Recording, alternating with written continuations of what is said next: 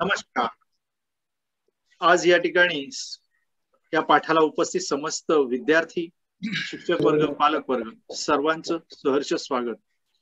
विद्यार्थी मित्रांनो, मागील 1 वर्ष शाळा बंद होत्या, परंतु आपण थांबलो नव्हतो.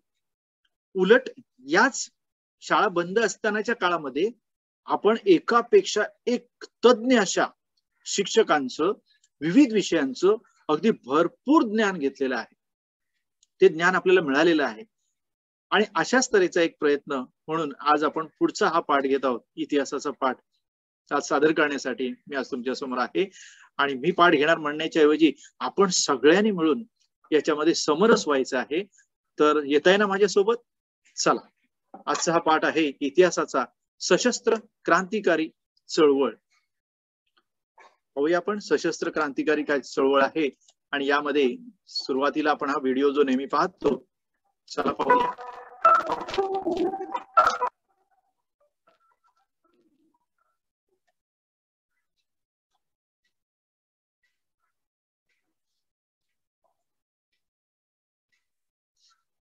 सशस्त्र क्रांती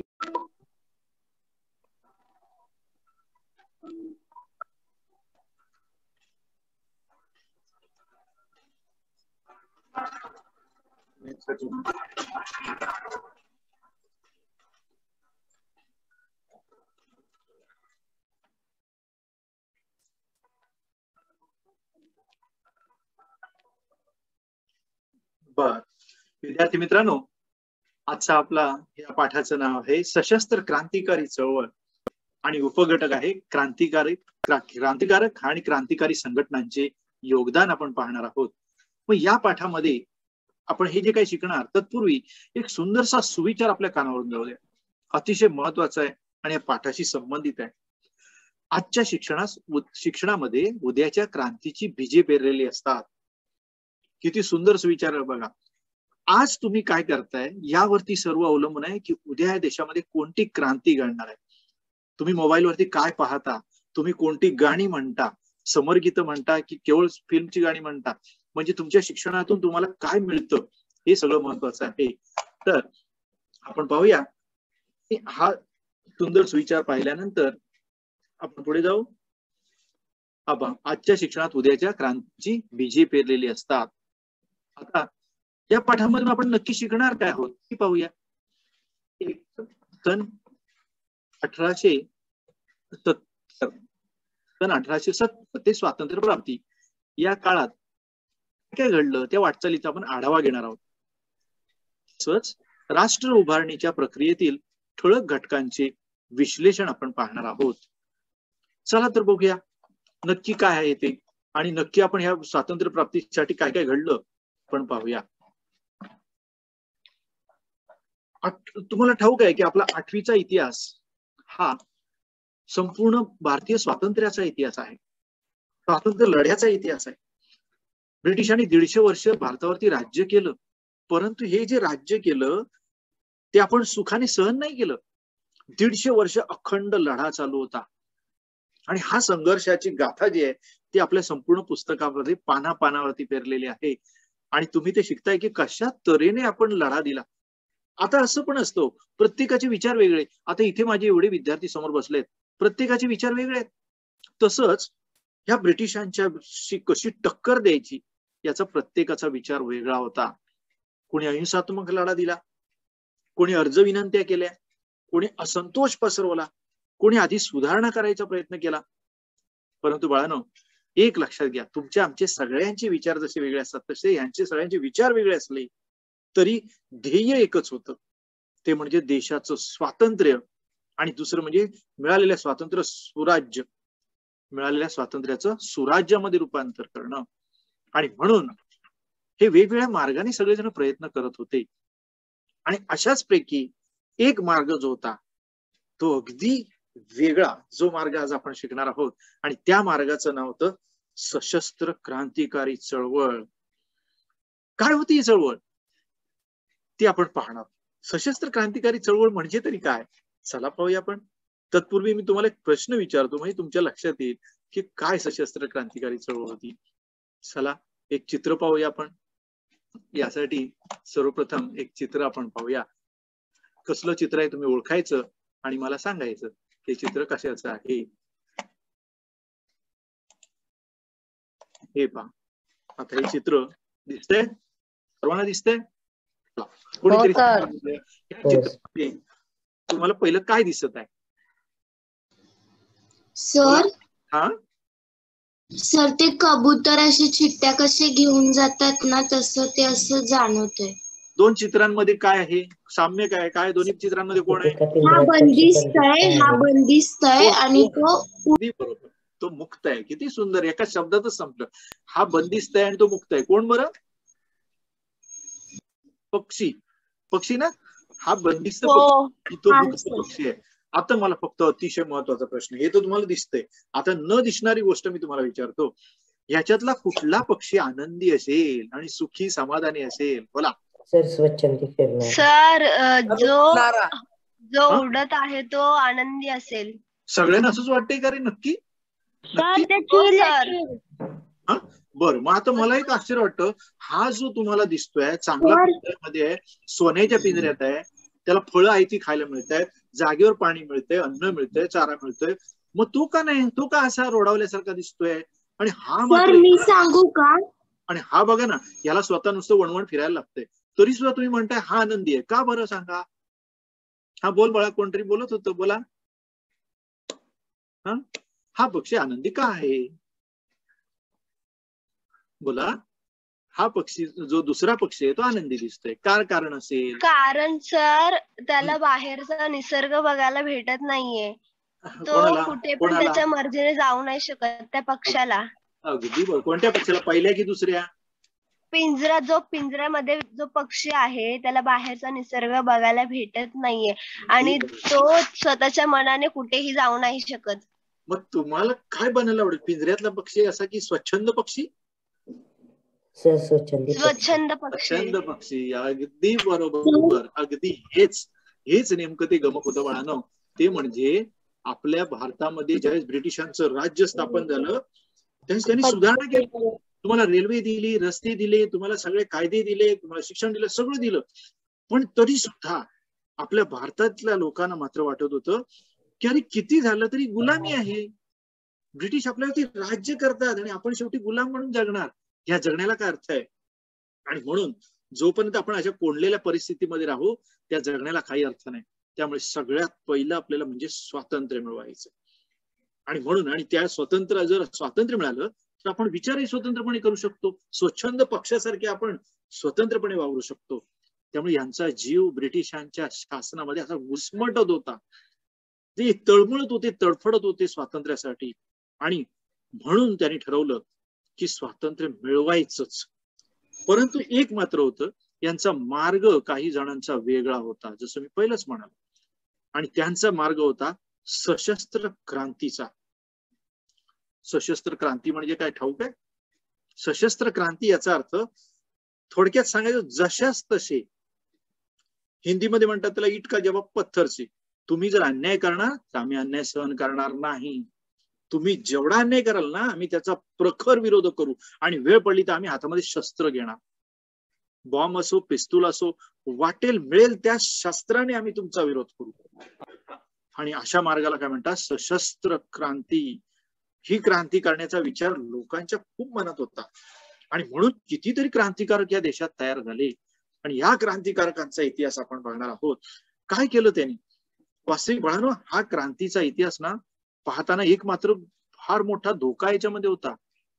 आणि तसं तरी सुद्धा त्यांनी हा मार्ग स्वीकारला. काय मार्ग होता आणि का स्वीकारला हा मार्ग? पहिलं कारण, यांचा ब्रिटिशांवर अजिबात विश्वास नव्हता की हे आपलं भलं करतील. अरे जे तुम्हाला गुलाम म्हणून राबवतायत ते काय भलं करणार? ते त्यांच्या फायद्यासाठी करतायत सगळं. याच्यावर त्यांचा ठाम विश्वास होता. दुसरा विश्वास होता की कदापि तुम्ही अर्ज, विनंत्या आणि हात जोडून स्वातंत्र्य नाही मिळणार, यावर देखील त्यांचा ठाम विश्वास होता. त्यासाठी तिसरं त्यांचं म्हणणं होतं ते म्हणजे रणाविना स्वातंत्र्य कोणा मिळाले. कवी गोविंद यांची ओळ आहे की जगातली कुठलंही स्वातंत्र्याचं पान उघडून बघा, तिथे संघर्ष करावाच लागला, लढावंच लागलं. स्वातंत्र्य लढूनच मिळतं. आणि म्हणून या 3 गोष्टींमुळे ठरवलं लढायचं. आता याच्यामध्ये मोठा धोका होता, कारण समोर कोण आहे? जगावर राज्य करणारं शासन नाही, साम्राज्य. पूर्ण जगावर राज्य करणाऱ्या साम्राज्याशी एखाद्या माणसाने उठायचं आणि लढत सुटायचं.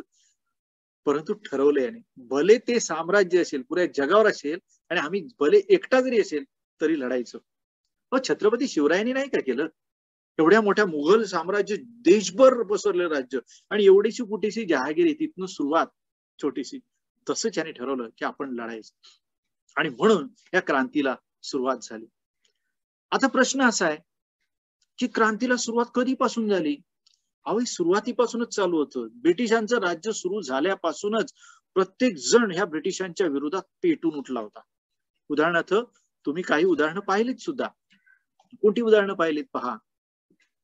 याच्यापैकी काही उदाहरणं तुम्ही पाहिलेली आहेत, आणि ती म्हणजे बघा, हे पाहिल्यावरच तुम्हाला लक्षात येईल की कोणी कोणी क्रांती केली हे आपण पाहूया. हे पहा, क्रांतिकारक. हे क्रांतिकारक तुम्हाला परिचयाचे आहेत का?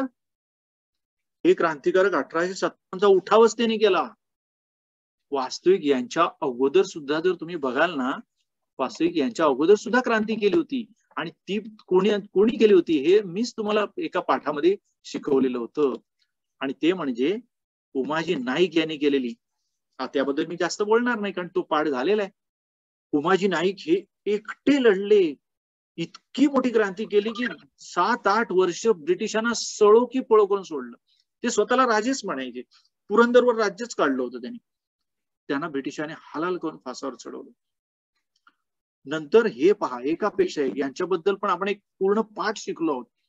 मग ते नानासाहेब पेशवे असतील, झाशीची राणी असेल, किंवा या ठिकाणी तात्या टोपे, हे सगळी मंडळी जे या ठिकाणी, बहादूर शाह जफर, बेगम हजरत महल आणि कुंवर सिंग, ह्या सगळ्यांनी एवढा प्रचंड मोठा उठाव केला की आपला देश स्वतंत्रच केला होता जवळजवळ. ब्रिटिशावरचा ब्रिटिशांचा दिल्लीवरचा युनियन जॅक काढून टाकला आपण, जवळजवळ स्वातंत्र्य मिळालं. पण पुन्हा एकदा दुर्दैवाने ब्रिटिशच जिंकले आणि पुन्हा त्यांचं राज्य सुरू झालंय आपण पाहिलं. आता मात्र ह्या सगळ्यांना मारल्यानंतर आणि त्यांचा अंत झाल्यानंतर ब्रिटिशांनी एवढं क्रूर शासन केलं, एवढी जबरदस्त सत्ता राबवली आणि एवढे हालाल करायला सुरुवात केली की त्यांना अशी खात्री झाली ब्रिटिशांना की याच्या पुढे आपण असं काही करून ठेवलंय कृत्य की कोणीही माणूस पुन्हा स्वराज्य, स्वातंत्र्य, भारत माता की जय असलं काही बोलणार नाही. आणि म्हणून त्यांनी जास्तीत जास्त अत्याचार करून पाहिले. परंतु बाळांनो, एवढं सोपं नसतं. भले त्यांनी किती अत्याचार केले तरी क्रांतिकारक हे तेव्हाही संपले नाही. आणि शेवटपर्यंत, स्वातंत्र्य मिळेपर्यंत क्रांतिकारकांचं पीक हे येतच गेलं, ते वाढतच गेले. कसे बरं? तर याच्यामध्ये बंकिमचंद्र चटर्जी नाव ऐकलंय का? बंकिमचंद्र चटर्जी यांनी आनंदमठ ही कादंबरी लिहिली आणि त्याच्यामध्ये वंदे मातरम लिहिलेलं आहे. ह्या गीतामुळे एवढी जबरदस्त प्रेरणा मिळाली की सगळे क्रांतिकारकच तयार होऊ लागले आणि अभिमानाने सगळे भारत माता की जय, वंदे मातरम बिनधास्त आणि निर्धास्तपणे बोलायला लागले. वास्तविक बाळांनो, सगळ्यांना ठाऊक होतं की असं जर काय केलं तर काय होईल हे सुद्धा त्या सगळ्यांना माहिती होतं. काय होईल माहितीये? एक तर भयानक हाल आणि हालाल होऊन फाशी होऊ शकते. आणि तरी सुद्धा हे सगळे करत होते. का बरं? हे पहा, त्यात फार मोठा धोका होता आणि तो म्हणजे यामुळे खूप मोठा धोका यांना मिळणार होता. पण कोणता धोका? एकतर फाशी होईल. फाशी नाही झाली, त्याच्या पलीकडे आणखीन एक ठेवलेलं होतं. ते म्हणजे तुम्हाला दाखवतो या ठिकाणी पहा. हे पहा, काय दिसतंय? Cellular jail. माहितीये काय कुठे आहे? अंदमानात. आता तुम्हाला किती सुंदर दिसतंय आणि सुंदरच आहे. आता कधी तुम्ही गेलात तर तुम्ही फिरायलाच जाल तिथे आणि लोक पर्यटक म्हणून जातात. पण त्या काळामध्ये हे सेल्युलर जेल आहे ना, हे खास बनवलेलं होतं भारतापासून हजारो किलोमीटर दूर. कारण इथे, आणि ते अंदमानच्या बेटावरती. का बरं एवढ्या दूर? कारण तिथे काय घडतंय भारतात समजायला पण नको. आणि जो कोणी ब्रिटिशांच्या विरुद्ध जाईल त्या प्रत्येकाला इथे एका एका कोठडीमध्ये, आपण जसं शर्ट टांगतो ना अक्षरशः तसं लटकवून ठेवलेलं असायचं. आणि हा जो चौक दिसतोय समोर, ह्या चौकामध्ये जो कोणी जास्त क्रांतीचं नाव काढेल आणि जास्त भारतासाठी लढेल, गुलामगिरी नष्ट करण्यासाठी ब्रिटिशांच्या विरोधात जाईल, त्याला या भर चौकात आणलं जायचं. का चौकात? त्याला इतक्या मरण यातना द्यायच्या की नरक पत्करला. आणि त्या यातना बाकीचे सगळे कैदी बघायचे, त्यांना बघण्यासाठी आणि ते ऐकायचे. आणि मग मात्र त्या आर्त किंकाळ्यांमध्ये एक एक एक एक हा क्रांतिकारक संपवून टाकला जायचा. आणि मग कितीतरी याच्यातले लोक अशा भयानक यातना होण्यापेक्षा आत्महत्या सुद्धा करायचे. विचार करा बाळांनो, की एवढं सगळं भयानक असून सुद्धा क्रांतिकारक कमी झाले नाहीत. त्यांना माहिती होतं आपला शेवट असा आहे. पण तरी सुद्धा सावरकरांच्या भाषेत सांगायचं तर त्यांनी बुद्ध्याच धरिले वाण करी हे सतीचे. आम्ही स्वतःहून जे सतीचं वाण आता आम्ही हातामध्ये धरलंय, आम्हाला माहिती आहे आमचं काय म्हणा. आणि कुसुमाग्रजांच्या भाषेत सांगायचं झालं तर पोलादाची काय तमा तव मरणाच्या दारात. अरे मरणच येणार, तिथे पोलाद आम्हाला काय अडवणार? तुमच्या पोलादी शृंखला किती बांधल्यात तरी आम्ही नाही आणणार. म्हणजे एवढे निर्धास्तपणे सगळे लढत होते. बंकिमचंद्र चटर्जी यांनी ज्यावेळेस ही कादंबरी, हे बाप बंकिमचंद्र चटर्जी यांनी ज्यावेळेस ती कादंबरी लिहिली ना, त्यातलं त्या ओळीन ओळ वंदे मातरम आज सुद्धा आपल्याला प्रेरणा देतं. आणि म्हणून ते आपलं राष्ट्रीय गीत आहे. बंकिमचंद्र चटर्जी यांच्या हा गीताचा परिणाम पूर्ण देशाच्या कानाकोपऱ्यात झाला. क्रांतिकारक तयार होत गेले.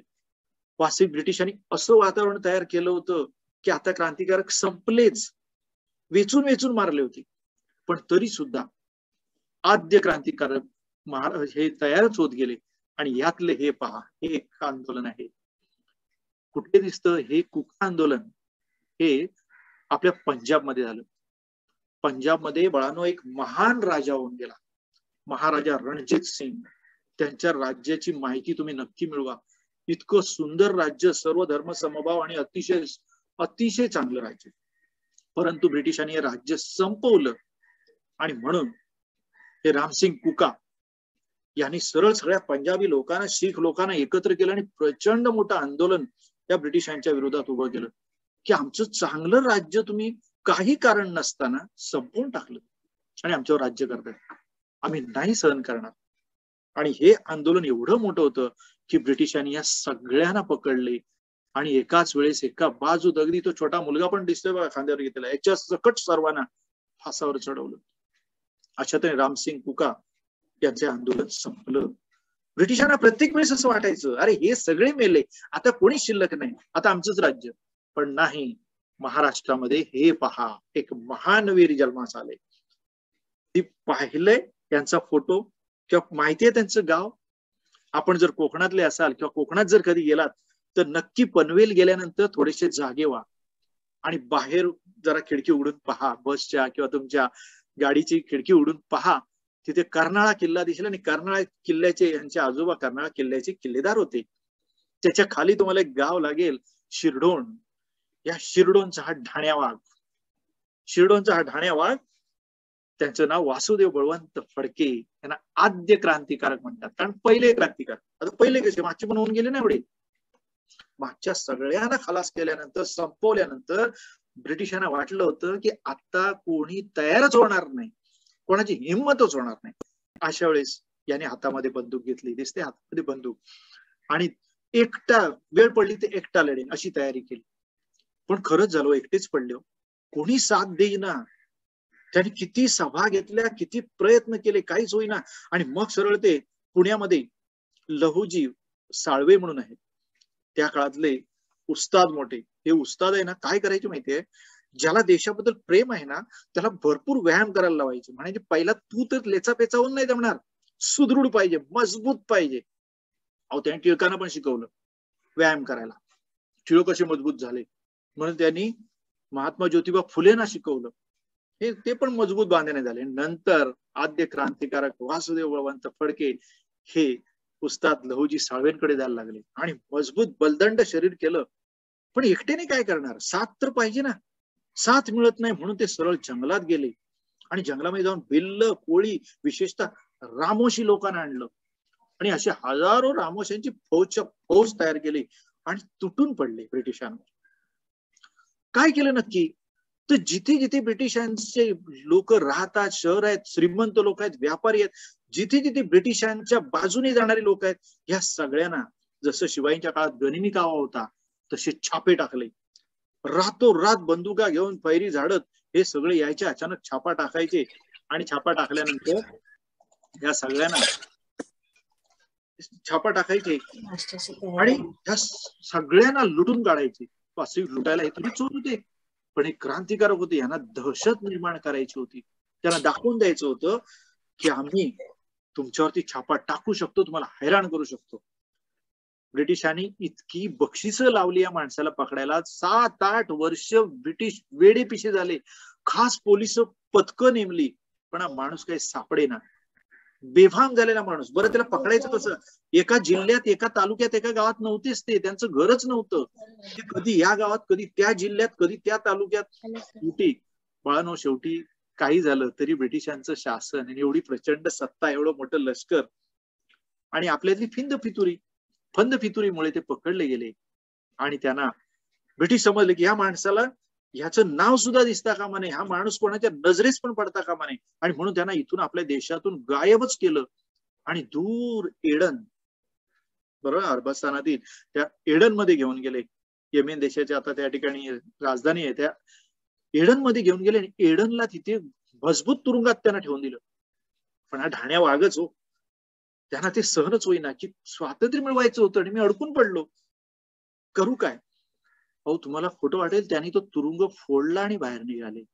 एडनच्या तुरुंगातून हा ढाण्या वाघ डरकळ्या फोडत बाहेर निघाला आणि त्या अरबस्तानाच्या त्या वाळवंटामध्ये, परंतु बाळांनो, ना लपायला जागा होती, ना पळायला जागा होती, ना काहीच करायला जागा, सर्वत्र वाळवंट. त्यामुळे त्या वाळूतून पळत असतानाच पुन्हा त्यांना पकडलं गेलं आणि भयंकर हाल हाल हाल करून त्यांना फासावर देण्यात आलं. ब्रिटिश अतिशय खुश झाले. पुन्हा एकदा आम्ही सगळं थंड करून टाकलं, ह्या सगळ्यांची क्रांती मोडून काढली, याचा त्यांना आनंद झाला. परंतु नाही हो, त्याच दिवशी 3 भावांनी एकाच वेळेस शपथ घेतली की जे कार्य आमच्या वासुदेव फळवंत फडके यांनी केलं ते आम्ही तिघे पुढे चालवणार. आणि त्या तिघांचं नाव होतं चाफेकर बंधू. दामोदर चाफेकर, बाळकृष्ण चाफेकर आणि वासुदेव चाफेकर. यांनी सुद्धा व्यायामशाळाच काढली स्वतः. त्या व्यायामशाळेत जाऊन त्यांनी तिथे प्रवेश घेऊन मजबूत शरीर बनवलं आणि पुण्यामध्ये आले. आणि पुण्यामध्येच ते राहत होते. पुण्यातल्या सगळीकडे त्यांनी पाहिलं, एवढे अत्याचार होते, पण तरी ते शांत होते, जाऊ द्या. परंतु तेवढ्यात एक भयानक घटना घडली. तुम्हाला सांगितलंय मागच्या पाठातही, थोडक्यात आता आपण पाहूया. ते म्हणजे 1897 मध्ये पुण्यामध्ये प्लेगची साथ आली. आता जसा करोना आहे ना, तसाच तो प्रकार. ती साथ एवढी भयानक होती की अक्षरशः टपाटप हुंदीर पडायचे मरून, आणि ते मेल्यानंतर टपाटप माणसं मरून पडायची. श्रीमंत असो, गरीब असो, पैसा असो तुमच्याकडे नसो, तुम्ही किती मोठे नेते असाल, काही असेल, तो कोणाला ओळखत नव्हता. हा आजार सगळ्यांना खलास करत सुटला. पुणे रिकाम झालं. लोक दाही दिशा पळून गेले. काही जण नद्यांच्या काठी जंगलात जाऊन एकटे राहायला लागले आणि मरणाऱ्यांची संख्या इतकी की त्यांना उचलायला माणूस पण. खुद्द सावित्रीबाई फुले वारल्या. त्यांचा लाडका एकुलता एक मुलगा डॉक्टर असून तो वारला. एवढे मोठे लोकमान्य टिळक, त्यांचा थोरला मुलगा वारला. म्हणजे एवढ्या त्यांचा मृत्यू मोठ्या लोकांचा झाला, मी सामान्यांचं काय? अशा वेळेस ब्रिटिशांनी एक माणूस आणला होता, रँड नावाचा अधिकारी, आणि हा रँड उपचारासाठी आणला आणि अधिकारीच नेमला होता. त्याचं पथक यायचं. लोकांना वाटलं ब्रिटिश ठीक आहे, उपचार करतायत, पण नाही हो, ब्रिटिश असते. त्यांनी सरळ या पुण्यामध्ये एवढे अत्याचार सुरू केले की हा रँड घराघरात शिरायचा आणि उपचार करायच्या नावावरती अत्याचार करायचा. घरातल्या सगळ्या वस्तू देवाण सकट बाहेर फेकून द्यायचा. लोकांना मारझोड करायचा. लोक म्हटले आजाराने मेलेलो परवडलं, पण हा रँड नको.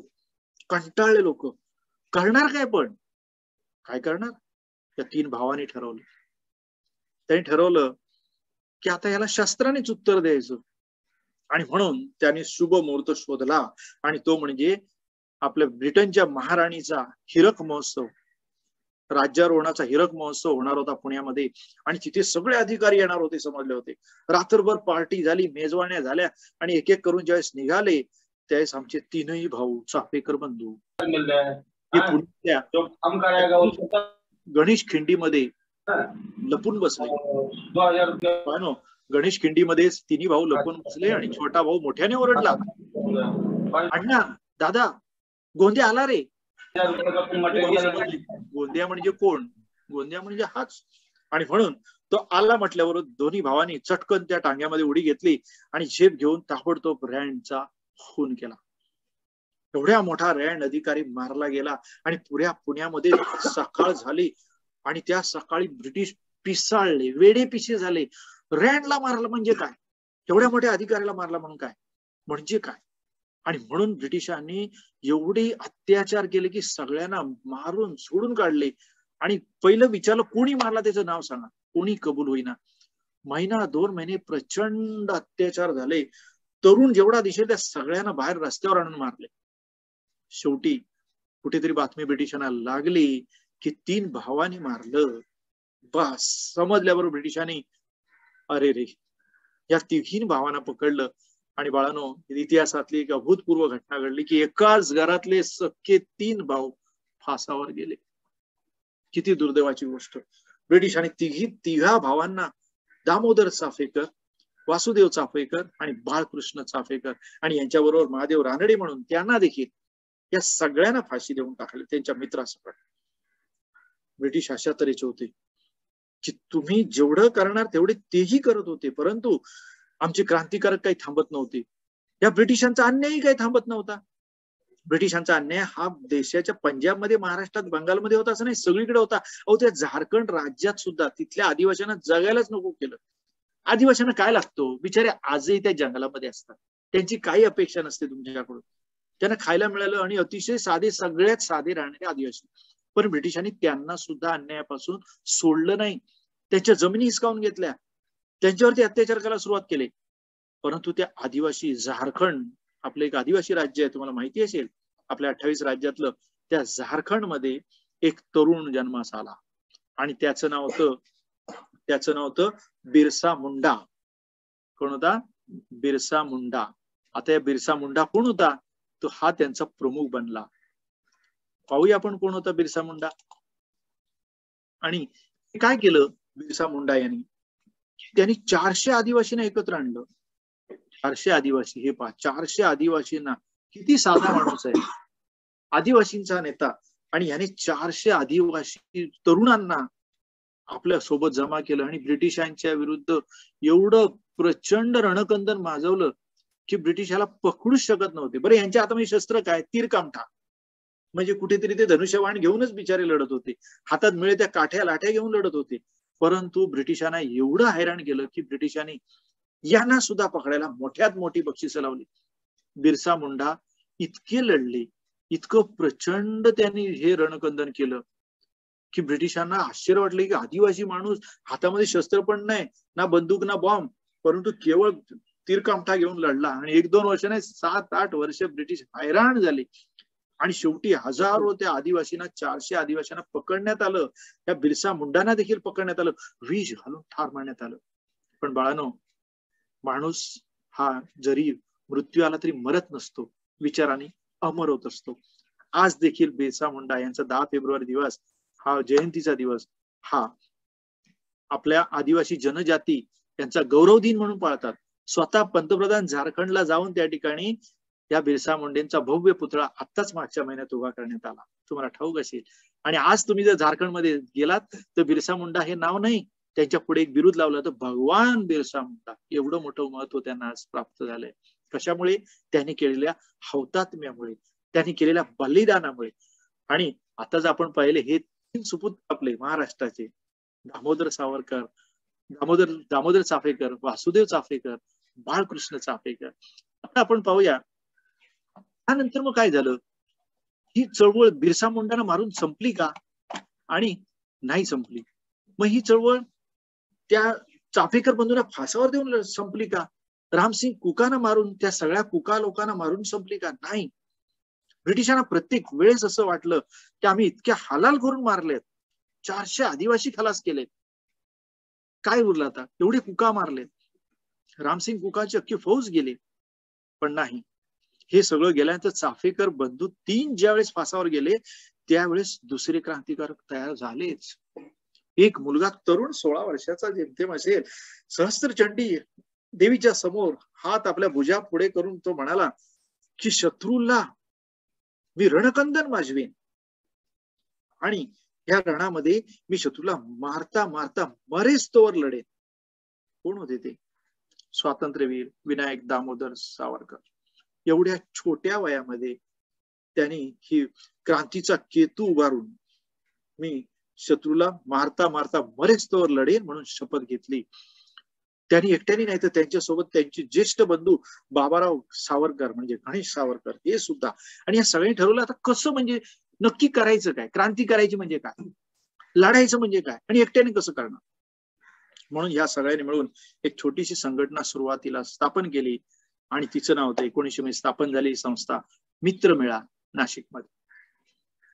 ही मित्रमेळा संस्था नंतर इतकी वाढत गेली की तरुण येतच गेले आणि ही छोटी संस्था फार मोठी झाली आणि त्या संस्थेला नाव देण्यात आलं अभिनव भारत. अभिनव भारत स्थापन झाल्याबरोबर आता सावरकरांनी ठरवलं, स्वातंत्र्यवीर सावरकरांनी ठरवलं आता काहीतरी करून दाखवायचं.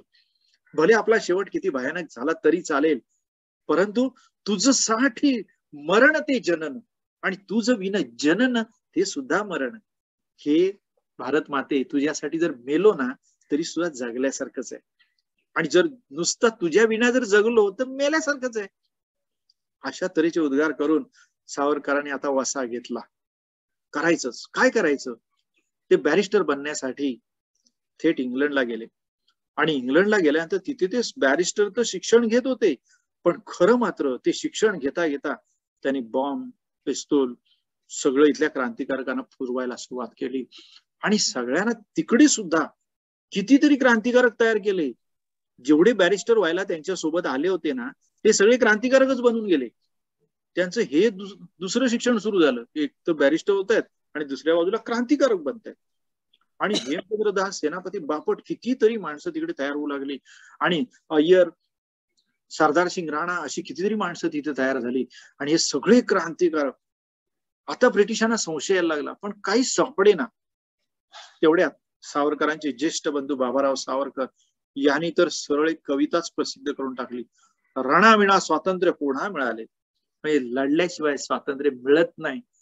आणि मग त्यांचं कार्य बघून सगळ्यात पहिलं ब्रिटिशांनी त्यांनाच पकडलं.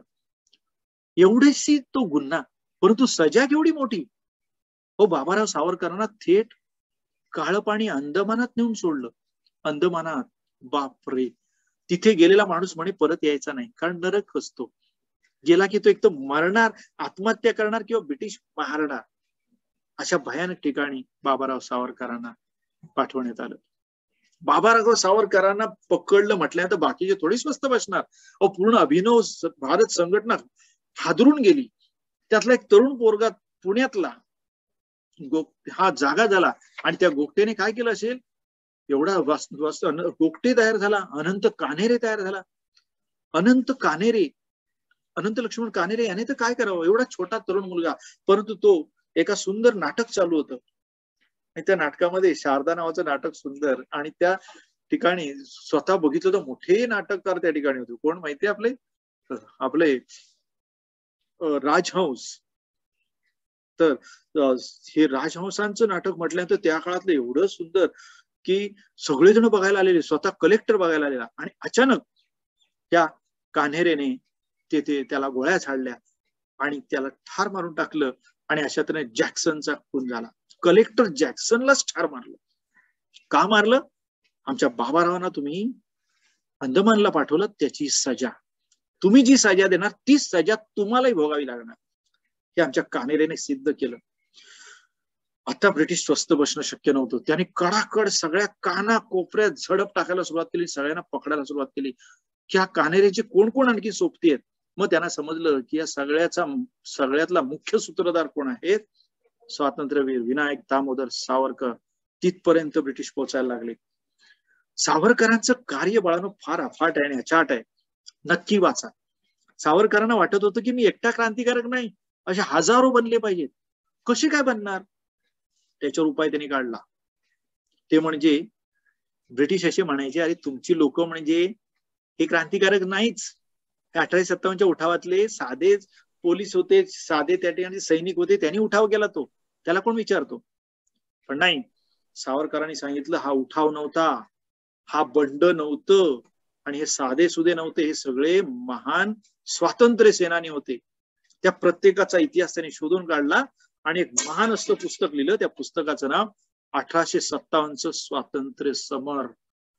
हे पुस्तक निघतंय समजल्यावर जगातलं पहिलं असं पुस्तक असेल जे छापायच्या अगोदरच बंदी आली त्याच्यावर. पण सावरकरांनी, त्यांच्या बंधूंनी हे सगळ्या देशभर वाचायला लावलं लोकांना. आणि ज्यांनी 1857 स्वातंत्र्य समर पुस्तक वाचलं ते वेडेपिशे झाले, ते क्रांतिकारक झाले. अजून सावरकर स्वस्त बसले नाहीत. त्या जोसेफ मॅझिनी नाव ऐकलं नसेल तुम्ही, इटली देशामध्ये होऊन गेला. ह्या जोसेफ मॅझिनीने जगापुढे असा एक धडा ठेवलाय की एकटा माणूस काय करू शकतो. आणि ह्या जोसेफ मॅझिनीचं चरित्र सुरेंद्रनाथ बॅनर्जींनी पण लिहिलंय, लाला लजपत रायांनी लिहिलंय. आता अतिशय सुंदर शब्दात या जोसेफ मॅझिनीचं चरित्र सावरकरांनी लिहिलं आणि ते सगळ्यांना प्रसिद्ध करून दिलं. सावरकर शेवटी मात्र ब्रिटिशांना सुगावा लागलाच की सगळं कुठून मूळ याचं सगळ्यात कुठे आहे. आणि म्हणून सावरकरांचा शोध त्यांनी घेतला आणि त्यांना तिथूनच इंग्लंड मधून पकडून भारतामध्ये आणण्यात आलं. येताना तुम्हाला माहिती आहे की त्या मोर्या बोटीतून येत असताना तिथून देखील सावरकर, तिथून देखील त्या बोटीवरून त्यांनी उडी मारली, टॉयलेटमधून उडी मारली आणि बाहेर उडी मारल्यानंतर अथांग समुद्र पोहून ते फ्रान्सच्या किनाऱ्याला लागले. पण ब्रिटिशांना माहिती होतं की हा माणूस जर सुटला तर असे हजारो क्रांतिकारक तयार होतील आणि म्हणून त्यांना थेट भारताच्या पासून त्या अंदमान निकोबार मध्येच, आणि म्हणून त्यांना अंदमान मध्ये ठेवण्यात आलं. 10 वर्ष एखाद्या जनावराला देता येत नाही, इतक्या भयानक यातना देणार. त्या माणूस मेला पाहिजे, ते आम्ही नाही मारला, तो स्वतःच मेला असं म्हणाय. इतक्या भयानक यातना नक्की तुम्ही वाचा, सावरकरांनी त्या लिहिलेल्या आहेत. आणि माझी जन्मठेप पुस्तक वाचा, ज्यामध्ये त्यांनी एक एक क्षण कसा काढला, किती भयानक होता हे आपल्याला तुम्हाला शिकायला मिळेल, पाहायला मिळेल. आणि देशासाठी देशप्रेम काय असतं, जाज्वल्य भक्ती काय असते देशाची, हे तुम्हाला अनुभवायला मिळेल साक्षात. सावरकरांनी ते सगळं भोगलं. 10 वर्ष भयानक यातना. आणि तिथे गेल्यानंतर त्यांच्या लक्षात आलं आपला भाऊ पण तिथेच आहे. अरे मग तिकडे कोण आहे? तिकडे त्यांचा मुलगा वारला सुद्धा. ब्रिटिशांनी हालाल केले, त्यांचं कुटुंब रस्त्यावर आलं भर पावसात. किती भयानक परिस्थिती. देशासाठी कुटुंब नाही, मुलगा नाही, काही नाही, सगळं सगळं सगळं सोडलेली माणसं. आणि बघ भयंकर यातनातून त्यांना रत्नागिरीत आणण्यात आलं. रत्नागिरीत त्यांना सांगण्यात आलं तुम्ही क्रांतीमध्ये पडायचं नाही. परंतु तिथे देखील त्यांनी स्वस्त बसले नाहीत. त्यांनी भाषा शुद्धी, कारण आज माहिती आहे तुम्हाला, राष्ट्रपती, दिनांक, महापौर असे जे शेकडो शब्द वापरतो ना, ते मराठीत नव्हतेच, ते आमच्या सावरकरांनी शोधून काढले. अहो त्यांनी त्या अंदमानच्या भिंतीवरती एवढे अत्याचार होत असताना सुद्धा थोडी जाग आली, माणूस मेल्यासारखा पडायचा हो, कारण त्या बैलाच्या जागी त्यांना झुंपलं जायचं. परंतु तरी देखील त्या श्रमातून देखील, त्या रक्ताळलेल्या हाताने देखील त्यांनी हातामध्ये तो कोळसा घेतला आणि पूर्ण त्या भिंतीच्या भिंती रंगवून टाकल्या. कशाने? कमला नावाचं महाकाव्य लिहिलं. ते महान लेखक होते, महान कवी होते, महान नाटककार होते. काय नाही केलं सावरकरांनी. हो तुमचा जातीभेद आज देखील तुम्हाला जिकडे जिकडे जातीभेद दिसेल, कोणी महार आहे, कोणी मांग आहे, कोणी चांभार आहे. सावरकरांनी पहिलं असं मंदिर बांधलं की ज्यामध्ये सगळे समान असतील. महार मांग सगळ्यात कमी दलित असतील, तेच त्या ठिकाणी कीर्तन सांगतील. सहभोजन घडवून आणलं, भाषा शुद्धी घडवून आणली. काय नाही केलं ब्रिटिशांनी. ह्या सावरकरांनी ब्रिटिशांच्या विरोधात लढा तर दिला, तसंच सामाजिक या सेवा करण्यासाठी अखंड आयुष्य वेचलं. मराठी भाषा साहित्य संमेलन जे झालं 38वा, त्याच्यामध्ये ते अध्यक्ष होते. ऐकताय ना बाळांनो? ऐकायचं नाही, हे सगळं रुजवायचं आहे. जाज्वल्य राष्ट्रभक्ती काय असते, देशप्रेम काय असतं, हे जाणून नाही घ्यायचं, हे आपल्यामध्ये निर्माण करायचंय. त्यासाठी हा पाठ. मग इथे काय झालं? सावरकर, बाबाराव सावरकर सगळे अंदमानमध्ये गेले, संपलं ना? अजिबात नाही, हे चालूच राहणार होतं. मग आता काय झालं? का चालू झालं परत? तर बंगालमध्ये ब्रिटिशांनी एक नवीन चाल खेळली. ती चाल अशी होती की सगळ्या मुस्लिमांना सांगून दिलं, त्यांच्या नेत्यांना सांगून दिलं की तुमचं भारतामध्ये भलं नाही. भारत जर स्वतंत्र झाला ना तर तो हिंदूंच्या हातात जाईल आणि तुम्ही गुलामच राहणार. विष टाकलं अक्षरशः, आणि त्या विष पेरलं, ते उगवलं पण ना. मुस्लिम एकत्र आले, त्यांचे नेते एकत्र आले, आगा खान त्यांचे होते, सलीमुल्ला एकत्र आले आणि ह्या सगळ्यांनी मिळून मुस्लिम लीग स्थापन केली. कट्टर धर्मांध अशी संघटना मुस्लिम लीग स्थापन झाली. आधीच ब्रिटिशांनी त्या बंगालची फाळणी केली, पूर्व बंगाल, पश्चिम बंगाल, हिंदूंचा बंगाल, मुस्लिम बंगाल. प्रत्यक्षात सांगताना नाही आमचा मोठा हा प्रांत होता म्हणून 2 भाग केले असं सांगितलं, पण प्रत्यक्षात मात्र हिंदू मुस्लिम विभागणी केली. याचमुळे कायमचं हिंदू मुस्लिम त्याने आपापसात भांडणं लावून दिली. अशा वेळेस क्रांतिकारक थोडी स्वस्त बसून ऐकत बसणार, पाहत बसणार. अहो रानच पेटवलं. आमचे लाल बाल पाल तर शड्डू ठोकून तिथेच बसले आणि त्या बंगालमध्ये त्यांनी असंतोष पसरवला. पण यांनी काय केलं क्रांतिकारकांनी, त्याच्या पुढे जाऊन त्यांनी एक फॅक्टरीच काढली. कसली माहितीये? बॉम्ब बनवण्याची. पुण्यात त्या माणिक तोळा, कलकत्त्याच्या बाजूला माणिक तळा म्हणून आहे, त्या ठिकाणी बॉम्ब बनवण्याची फॅक्टरीज काढली. हेमचंद्र दास, सेनापती बापट अशा लोकांना भारताच्या बाहेर पाठवले. कशासाठी?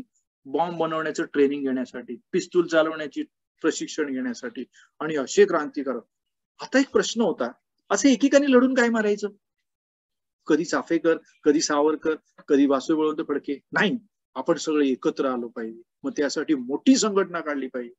आणि म्हणून ही कल्पना ज्यांची होती ते म्हणजे योगी अरविंद घोष, त्यांचे भाऊ बारिंद्र कुमार घोष, त्यानंतर तुम्हाला विवेकानंद माहिती आहेत, त्यांचे लहान भाऊ भूपेंद्रनाथ दत्त.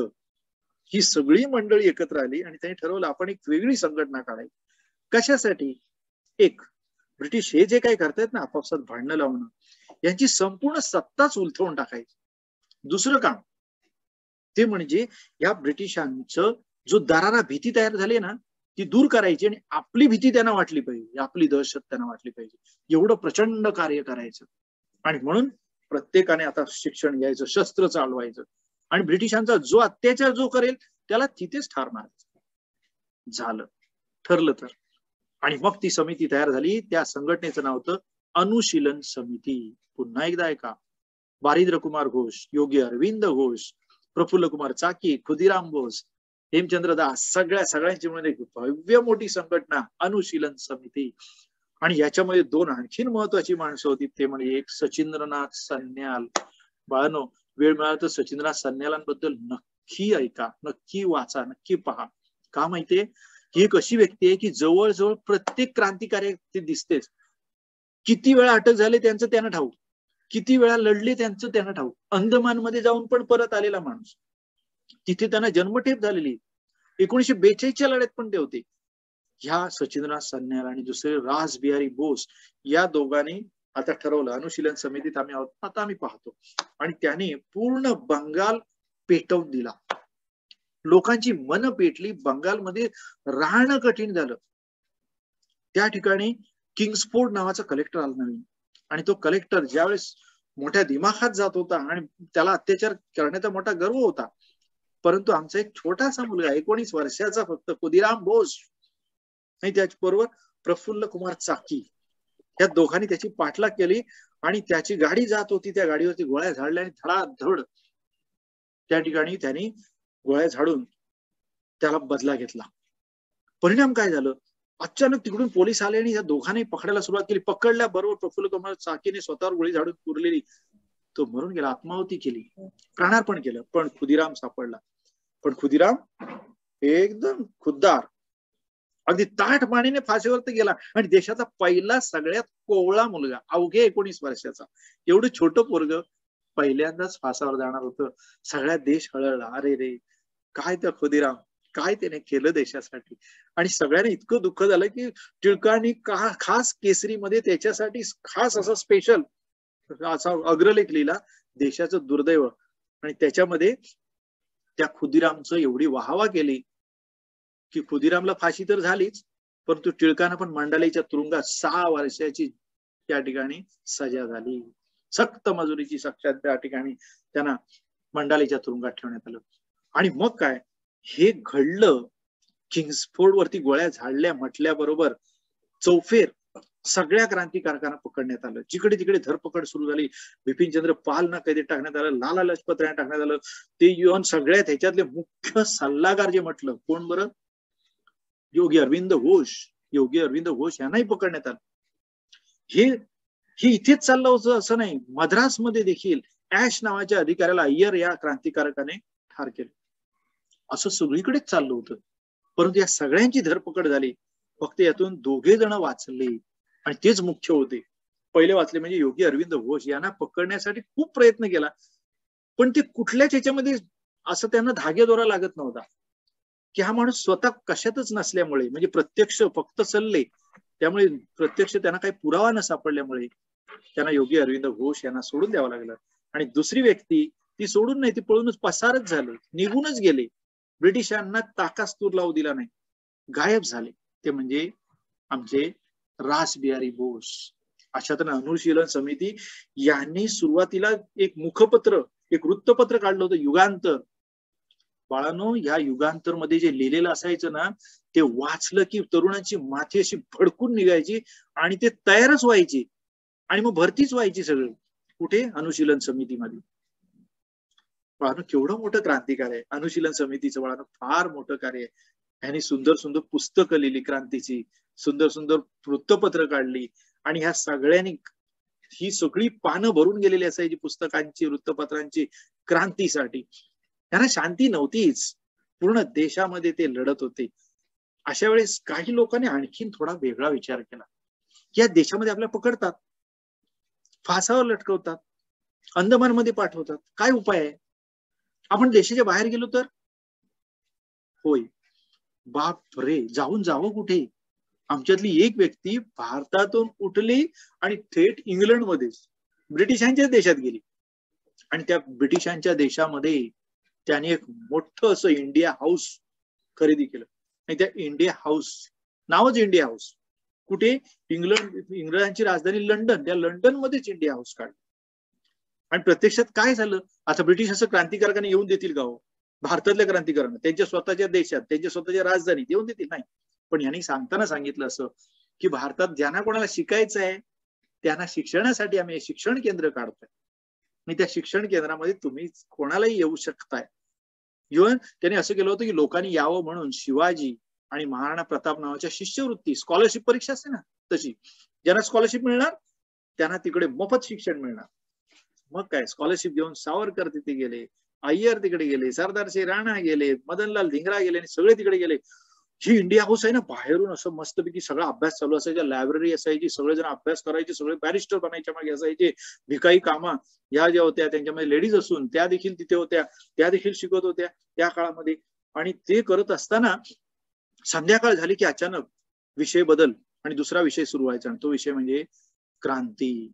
देशामध्ये प्रचंड क्रांती करायची आहे, लोकांना तयार करायचे आणि ब्रिटिशांची सत्ता उलथवून टाकायची आहे, हे शिक्षण व्हायचं. आणि हे करत असताना लोकांची एवढी माथी भडकत होती. त्या सगळ्याचे प्रमुख होते श्यामजी कृष्ण वर्मा. यांनी इंडिया हाऊस काढलं होतं. मॅडम, भिकाई कामा ज्या आहेत ना त्या वास्तविक स्त्री. आता तुम्ही म्हणा स्त्री म्हणजे काय कमी असते का? पण त्यांना काही कमी नव्हतं. एक तर त्या भारतातल्या पण नाहीत, इंग्लंडमधून. आणि ह्या स्त्री त्यांच्या गडीगंज श्रीमंत होत्या. त्यांच्या नवऱ्याने असंही सांगितलं, बघ तुला काय कमी आहे, तू जर शांत राहिलीस ना आणि आपण ब्रिटिशांच्या बाजून राहिलो ना तर प्रचंड पैसा आहे आपल्याकडे. मुंबईला एवढं मोठं घर आहे, सगळं आहे आपल्याला. म्हणजे म्हणतात ना लक्ष्मी पाणी भरते, तेवढे आपण श्रीमंत आहोत. म्हणजे आपल्याला आरामात जगायचंय. पण या स्त्रीने, या मॅडम कामाने सांगितलं, नाही, मला देशासाठी मरायचंय. असं सुखात जगण्याच्या ऐवजी मला देशासाठी काहीतरी करायचंय. नवऱ्याने सांगितलं, मग तुम्हाला एकच पर्याय आहे, तुम्ही एक तर संसार करा, नाही तर हे तरी देशाचा संसार करा. आणि ह्या देशाच्या संसारासाठी म्हणजे देशाच्या स्वातंत्र्यासाठी भिकाई कामा इंग्लंडला गेल्या, इंडिया हाऊस मध्ये राहिल्या, तिथे वंदे मातरम नावाचं वृत्तपत्र काढलं. तुम्हाला माहितीये मॅडम कामाने काय प्रताप करावेत? अहो, पूर्ण जगाच्या कामगारांची मोठी संघटना, हजारो कामगारांचे नेते जमणार होते. कुठे? जर्मनीमध्ये. कामगारांचे नेत्यांनी सगळं फुलून गेलं होतं. ते सगळं सभागृह फुलून गेलेलं असताना मॅडम कामाने तिथे प्रवेश मिळवला आणि मोठमोठी भाषणं चालू असताना त्या स्टेजवरती गेल्या आणि भर स्टेजवर जाऊन त्यांनी अचानकपणे झेंडा फडकवला आणि म्हणतात, मी हा तयार केलेला माझ्या भारताचा, स्वतंत्र भारताचा नवीन झेंडा, पहिल्यांदाच, तो पण हजारो लोकांच्या सभेमध्ये. आणि ह्या ब्रिटिशांच्या विरोधात ठासून बिनधास्तपणे त्यांनी तो झेंडा फडकवला आणि भारत माता की जय जगाच्या व्यासपीठावर जाऊन बोलल्या. ऐकण्या आश्चर्य. मॅडम कामाचं हे कार्य म्हणजे केवढं मोठं आहे. यांना पकडण्यासाठी ब्रिटिश समजले, अरे इथूनच चालतंय सगळं, आमच्याच देशातून, आमच्याच इंग्लंड मधून, इंडिया हाऊस मधून हे चालतंय. पण हे समजायच्या अगोदरच मदनलाल धिंगरा याने काय केलं, हा तर इतका जबरदस्त निघाला की कर्झन वायली हा इंग्लंड मध्ये होता आणि हा कर्झन वायली पण फार खतरनाक होता, फार भयानक होता. बदला घ्यायचं ठरवला मदनलाल धिंगराने. मदनलाल धिंगरा सरळ सरळ त्या सभागृहात गेला आणि समोरासमोर कर्झन वायलीला धाड धाड धाड गोळ्या झाडल्या आणि ठार मारून टाकलं. बापरे. आणि मरण्यापूर्वी तो असाच मेला नाही, त्याने आव्हान पत्र म्हणून एक पत्र पण वाटलं आणि त्याच्यामध्ये स्पष्ट लिहिलं की आज मी अत्यंत आनंदित आहे. विचार करा, आपल्या समोर आता मृत्यू आहे, आपल्याला फाशी होणार आहे, आपल्याला हालाल करून मारणार आहे, पण हा माणूस काय म्हणतो, आज मी अत्यंत आनंदी आहे की आज माझं जीवन माझ्या देशासाठी कामी आलं, आज मी माझं जीवन या देशासाठी समर्पित केलं. वास्तविक त्याचंही वाक्य एवढं प्रसिद्ध झालं की आयर्लंड मध्ये, बाजूच्या देशामध्ये त्याला प्रचंड प्रसिद्धी मिळाली. आणि म्हणतात जोसेफ मॅझिनी जसा होता तसा भारताचा मॅझिनी पहा, किती ग्रेट आहे, किती महान आहे, देशासाठी मरताना सुद्धा असतोय.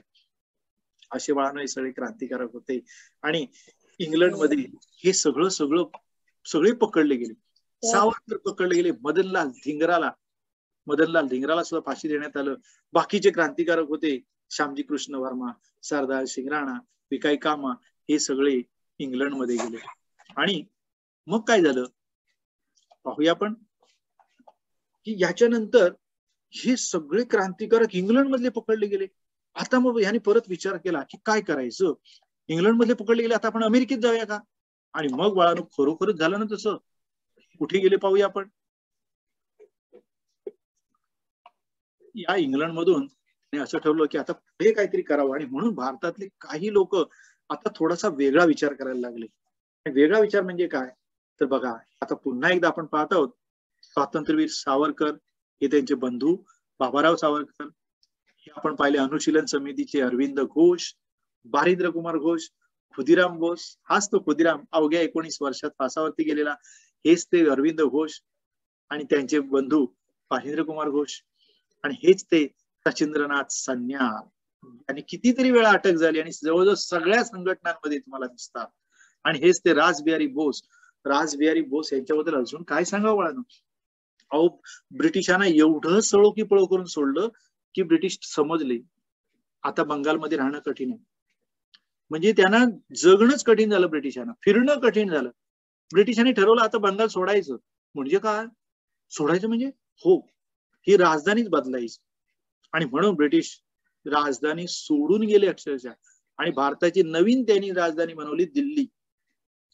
त्यांचा गव्हर्नर जनरल आला हार्डिंग्ज, आणि हार्डिंग्ज जो आला तो मोठ्या अंबारीमध्ये बसला, मोठ्या शान मध्ये म्हणाला आता इथे आपण एकदम सुरक्षित आहोत, आता नवीन राजधानी आणि नवीन तऱ्हेने सगळं इथे आपण राज्य करू. कारण बंगालमध्ये सगळे क्रांतिकारकांना पीक आलंय, ते इतके लढतात की त्यांच्यामध्ये म्हणजे किती जणांना मारायचे, त्यापेक्षा आपण आता इथे सुखाने राहू. त्याची भव्य मिरवणूक निघाली लॉर्ड हार्डिंगची, गव्हर्नर जनरलची.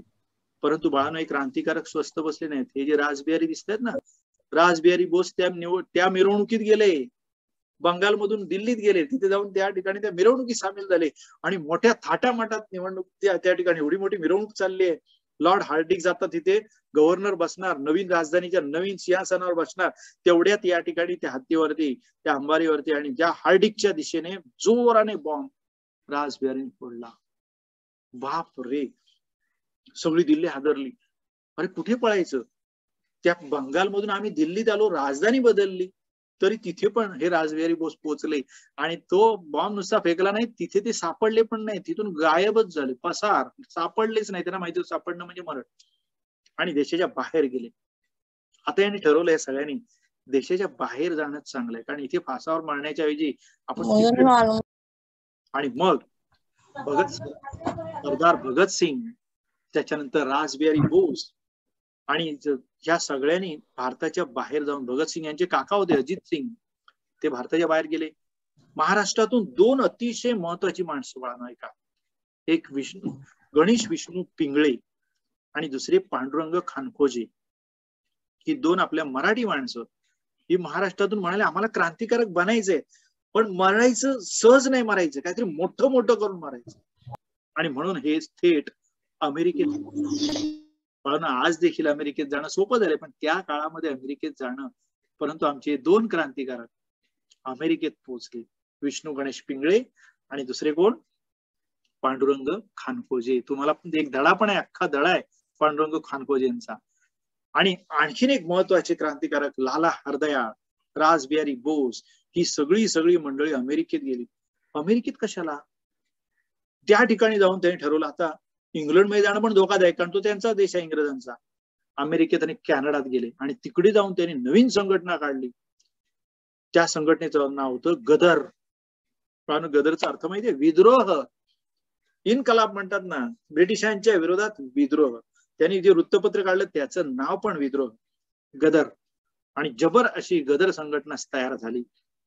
आणि हे सगळे क्रांतिकारक यांनी तिथे जाऊन विचार केला की काय करावं रे, ह्या देशाला स्वातंत्र्य मिळवायचं कसं, आणि आपण लढायचं किती, आणि काहीतरी नवीन मार्ग शोधूया लढण्याचा. तेच त्यांना लढण्याचा एक नवीन मार्ग सापडला, एक युक्ती सापडली. काय माहितीये? इंग्लंडमध्ये एक चमत्कार झालाच, आणि तो एवढा चांगला होता की इंग्लंडचं आणि जर्मनीचं युद्ध सुरू झालं. नीट ऐका मी काय म्हणतोय. 1914 इंग्लंड आणि जर्मनी यांचं युद्ध सुरू झालं. त्या जर्मनीचा प्रमुख होता कैसर विल्यम दुसरा. कैसर विल्यम दुसरा हा अतिशय क्रूर, आणि त्याने ठरवलं होतं इंग्लंडला नष्टच करून टाकायचं. आता सांगा काय झालं असेल? आमचे क्रांतिकारक एकदम खुश झाले, म्हणाला ज्या इंग्लंडला आम्ही नाही मारू शकलो, ज्या इंग्लंडशी आम्ही एवढे लढतोय, त्यांना आपोआपच जर्मनी मारणार आहे. तर हा कैसर विल्यम आता त्यांना काही ठेवणार नाही. मग एक चांगला उपाय आहे. हे सगळ्या क्रांतिकारकांनी ठरवलं, आता आपण एकच काम करायचं. आपण त्या आपला शत्रू इंग्लंड आहे, मग शत्रूचा शत्रू तो आपला मित्र. म्हणजे इंग्रजांचा शत्रू कोण आहे? कैसर विल्यम जर्मनीचा. आपण त्याला मदत करायची.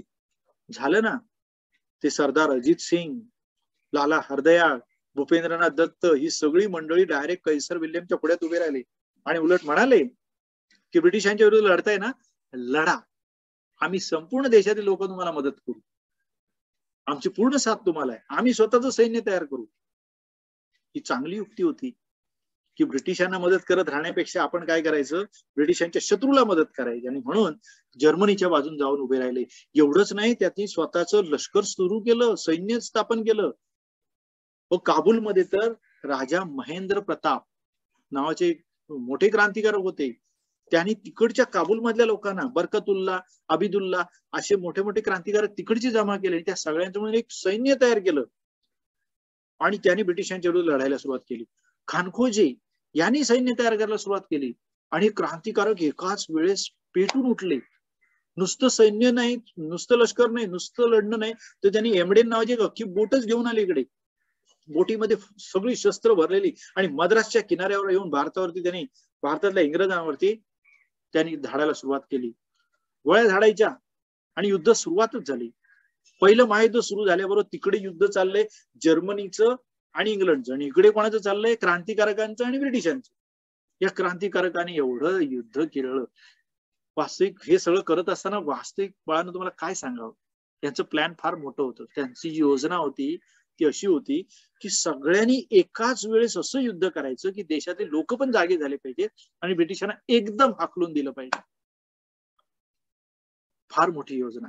पण बाळांनो दुर्दैव, आणि ते दुर्दैव असं की हा प्लॅन, ती योजना थोडीशी फसली. नाहीतर तेव्हा सुद्धा एक फार मोठी योजना होती. ती जर यशस्वी झाली असती तर ब्रिटिशांना फार मोठा धक्का 1857 सारखा बसला असता. परंतु योजना फसल्यामुळे आमचे महाराष्ट्राचे लाडके गणेश विष्णू पिंगळे यांना फाशी देण्यात आली. पण आश्चर्य, हे रासबिहारी बोस, मास्टर माइंड म्हणतात ना इंग्लिशमध्ये, ते मात्र तिथूनही पसार झाले. ते तिथून निघून गेले. सचिंद्रनाथ सन्याल गायब झाले, लाला हरदयाळ तिथून गेले. आणि ही सगळी संघटना जी आहे आज देखील पांडुरंग खानखोजे हे मात्र तिथेच राहिले. आणि खानखोजे हे नंतर मात्र मोठे सायंटिस्ट बनले, कृषी शास्त्रज्ञ बनले. त्यांनी शेतीमध्ये इतके शोध लावले की आज देखील कॅनडामध्ये जर तुम्ही बघाल तिथे राष्ट्रपतींच्या बाजूला त्यांचा फोटो आहे आणि तिकडे त्यांना कितीतरी मोठे सन्मान मिळाले. पांडुरंग खानकोजे हे मराठी होते, टिळकांचे परम भक्त होते आणि मराठी म्हणून ते सगळं करून नंतर भारतात पण स्वातंत्र्यानंतर आले होते. तर अशी संघटना कोणती आपण बघितली? गदर. का स्थापन झाली होती? तर त्या जर्मनीला मदत करून ब्रिटिशांना हाणण्यासाठी, ब्रिटिशांच्या विरुद्ध बंड पुकारण्यासाठी. आलं लक्षात? बघूया आपण यांचे फोटोज या ठिकाणी. हे पहा, सुंदर फोटो आहेत. हे पहा, श्यामजी कृष्ण वर्मा यांनी इंग्लंडमध्ये संस्था काढली कोणती? India house. मदनलाल धिंगरा याने कर्जन वायलीला ठार मारलं. आणि या आमच्या मॅडम कामा वंदे मातरम हे त्यांनी लिहिलेला हा झेंडा त्यांनी स्वतः तयार केला होता. जर्मनीतल्या स्टुटगार्ड या ठिकाणी जाऊन त्याने हजारो लोकांच्या समोर हा झेंडा फडकवला होता. बघायचा झेंडा हा पहा. काय दिसतंय? 3-3-2-6 आणि 7-8 त्यावेळेचे जे प्रांत आहेत ना, 8 प्रांताचं सरकार होतं. म्हणून हे 8 कमळाची फुलं आणि सूर्यचंद्र असलेला हा झेंडा त्यांनी स्वतंत्र तयार केला, स्वतः तयार केला आणि तो फडकवला. हा भारताचा पहिला झेंडा आहे. त्यानंतर हे पहा, गदरवाले जबरदस्त लोक. ते लाला हरदया या गदर संघटनेचे प्रमुख. हेच ते आपले मराठा पांडुरंग खानखोजे. हेच ते विष्णू गणेश पिंगळे जे फासावरती गेले. पांडुरंग खानखोजे नंतर मोठे कृषी शास्त्रज्ञ झाले. आणि हे रासबिहारी बोस. तर ह्या मंडळीने हे रणकंदन माजवलं. आणि हेच ते राजा महेंद्र प्रताप ज्यांनी काबूलमध्ये जाऊन स्वतःचे सैन्य तयार केलं. बरकतुल्ला, अबिदुल्ला ह्या सगळ्यांना जमा करून ब्रिटिशांच्या विरुद्ध रणकंदन माजवलं. बाळांनो, आश्चर्य ना, देशासाठी किती किती काय केलं. हे सगळं घडल्यानंतर ब्रिटिशांनी सगळ्यांना या नेहमीप्रमाणे या सगळ्यांची धरपकड सुरू केली. काहींना फासावरती दिलं. मग काय झालं पुढे? आता ब्रिटिशांनी या सगळ्यांना संपवल्यानंतर पुन्हा एकदा ब्रिटिशांना खात्री झाली की आता हे आम्ही असं काम करून ठेवलंय की आता काही कोणी तयार होणार नाही. प्रत्येक वेळेस ब्रिटिशांचा गैरसमज असायचा की क्रांतिकारक संपवले, सगळ्यांचं निर्दालन केलं, कितींना फासावर लटकवले, कितींना ठार मारले, कितींना अंदमानामध्ये सोडवत ठेवले. आणि हे सगळं होतं. आता कसा क्रांतिकारक तयार होईल? आणि खरोखरच आता क्रांती सगळी शांतीमध्ये तयार झाली. सगळे शांत झाले, देश शांत झाला. कारण भारतामध्ये एक नवीन नेते आले, महात्मा गांधी. आणि मग सगळे गांधींच्या पाठी गेले. अहिंसेचा लढा सुरू झाला. आणि मग भारतामध्ये शांतीचा मंत्र जपू लागला. असहकार चळवळ सुरू झाली. सगळ्यांनी असहकारामध्ये भाग घेतला आणि सगळे म्हणाले हाच मार्ग योग्य. परंतु अचानक 1922च्या सुमारास गांधींनी ती चळवळच मागे घेतली, असहकार चळवळ. सगळ्यांनी समजावलं गांधीजी चळवळ मागे का घेत आहे, चालूच ठेवा, अहो ब्रिटिश पळून जातील. घाबरले ते असहकाराला. परंतु गांधीजींनी मात्र ती चळवळ मागे घेतली. आणि ती मागे घेतल्यामुळे पुन्हा क्रांतिकारक म्हणाले हा आपला मार्ग नव्हे, आपला मार्ग बरा होता. आणि पुन्हा ते क्रांतिकारक बनायला निघाले. आणि यातले महान क्रांतिकारक होते ते म्हणजे चंद्रशेखर आझाद. नावच आझाद हो, ज्यांच्या नावातच आझादी होती, स्वातंत्र्य होतं. हे चंद्रशेखर आझाद आणि त्यांच्या बरोबर राजेंद्रनाथ लाहिरी, रामप्रसाद बिस्मिल, रोशन सिंग, अशफाकुल्ला खान हे सगळे क्रांतिकारक. यांनी ठरवलं आता आपण नुसती क्रांती नाही, क्रांतीचं जाळं पसरवायचं. प्रत्येक प्रांतामध्ये, प्रत्येक राज्यात, प्रत्येक तालुक्यात, जिल्ह्यात, गावात, प्रत्येक घराघरात क्रांतिकारक तयार झाला पाहिजे. भरतीच सुरू केली सगळ्यांची. आणि या सगळ्यांची एक प्रचंड मोठी संघटना सुरू झाली. आणि हे या सगळे मोठे मोठे जे होते यातले रामप्रसाद बिस्मिल काय बोलायचे, काय लिहायचे, शेरोशायरीमध्येच बोलायचे. त्यांना विचारलं, अरे तुम्ही ह्या ब्रिटिशांच्या एवढ्या मोठ्या साम्राज्याविरुद्ध लढताय, भीती नाही का वाटत? अरे मराल ना. त्या रामप्रसाद बिस्मिलने कविताच लिहून सांगितले आपल्याला. काय माहितीये का की या रामप्रसाद बिस्मिलांचं हे काव्य इतकं प्रसिद्ध झालं की सगळ्यांच्या ओठावरती ते खेळू लागलं. तसाच प्रश्न यांना सुद्धा विचारला गेला, चंद्रशेखर आझादना. चंद्रशेखर आझादना सुद्धा हाच प्रश्न विचारला की तुम्हाला भीती नाही का वाटत? त्यांनी सांगितलं की कशाचीच भीती वाटत नाही. जब से सुना है मरने का नाम ही जिंदगी है, सर को कफन बांधे कातिल को ढूंढते हैं. पुन्हा एकदा की जब से सुना है मरने का नाम ही जिंदगी है, सर को कफन बांधे कातिल को ढूंढते. जेव्हापासून आम्हाला समजलं की अरे मरण म्हणजे जगणं आहे, देशासाठी मरणच भल्याचं आहे, तेव्हापासून आम्ही आता या डोक्याला कफन बांधून फिरत असतो. आणि उलट आम्ही मारणारे कोण आहेत त्यांना शोधत असतो. बिस्मिलना विचारलं की तुमचं काय, हो मरण येईल नाही यातून? ते म्हणाले सरफरोशी की तमन्ना अब हमारे दिल में है, देखना है जोर कितना बाजुए कातिल में। सरफरोशी की तमन्ना अब हमारे दिल में है, देखना है जोर कितने बाजुए कातिल में है। म्हणजे आमच्या डोक्यातच एवढं अनिवार्य वेळ आहे स्वातंत्र्याचं, स्वराज्याचं, राष्ट्रप्रेमाचं, की आम्हाला बघायचं समोरच्यात केवढा जोर आहे आम्ही आजमावतोय. म्हणजे मरणाला सुद्धा न घाबरणारे लोक या सगळ्यांनी ठरवलं की आपण आता काहीतरी केलं पाहिजे. एकत्र तर आलोय, संघटना पुऱ्या देशात पसरते आहे, आणि म्हणून त्याने ठरवलं की ब्रिटिशांना असा मोठा दणका द्यायचा. आणि म्हणून काकोरी या ठिकाणी मोठं रेल्वे स्टेशन आहे. त्या काकोरीच्या रेल्वे स्टेशनच्या इथे मोठा खजिना आहे, आणि तो रेल्वे गाडीतनं येणार होता खजिना, हे समजलं. आणि ठरवलं ब्रिटिशांचा खजिना चोरवायचा आणि एवढा मोठा धक्का द्यायचा यांना. आणि म्हणून हे सगळे क्रांतिकारक त्या रेल्वेच्या स्वागतासाठीच उभे राहिले. कोणालाच पत्ता लागला नाही. ब्रिटिशांचे पोलीस होते, सगळे होते, पण कोणाला सुगावच नाही. वेषांतर करून सगळीकडे असलेले क्रांतिकारक तयारीत होते. आणि अचानक एवढी मोठी धाड घातली की एक फुटकी कवडी पण तिथे ठेवली नाही. ब्रिटिशांची पूर्ण लुटालूट, काकोरी कटामुळे ब्रिटिशांचं नाकच कापलं गेलं. की अरे बापरे, ब्रिटिशांचा एवढा प्रचंड खजिना एवढा सहज लुटला, ब्रिटिशांना कानोकान खबर नाही, काहीच करू शकले नाही. आता मात्र ब्रिटिश पुन्हा खवळले आणि त्याने ठरवलं या सगळ्यांना शोधले पाहिजेत.